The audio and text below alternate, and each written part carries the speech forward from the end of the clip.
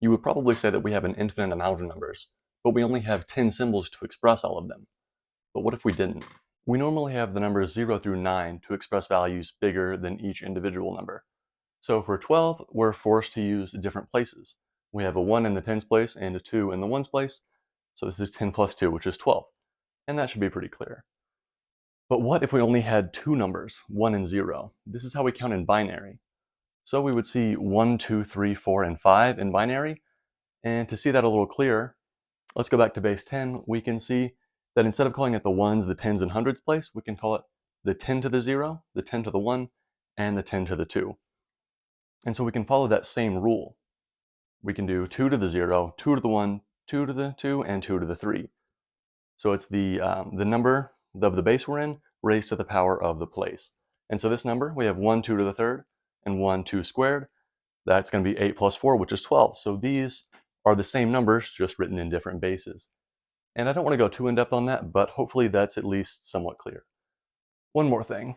Let's say if you're writing a phone password with four digits, how many possible passwords could you make? And so as it turns out, it's just 10 to the fourth, 10,000, 0000 through 9999. But for base 2, it wouldn't be quite as many. We would do 2 to the fourth, which is 16. And where am I going with this?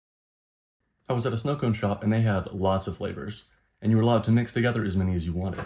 So it got me thinking, how many unique snow cones could I make? Assuming 90 flavors, we can start with this equation. So from size n, we choose R, and to see that visually, we can look at A, B, and C and choose 2.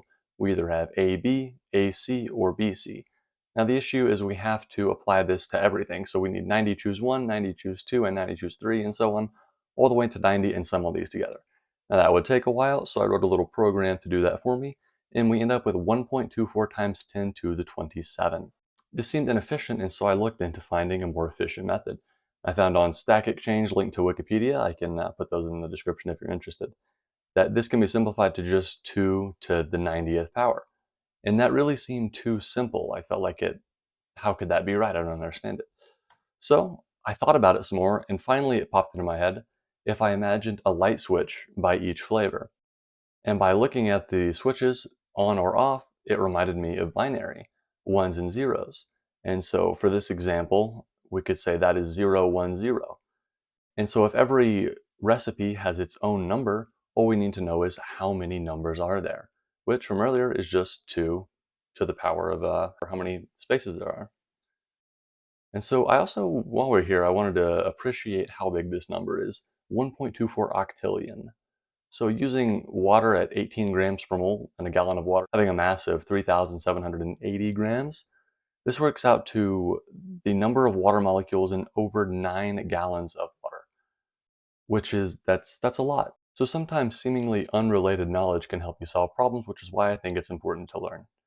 That's all I have for today. If you enjoyed the video, maybe give it a like, and if you want to hear more from me, you can subscribe.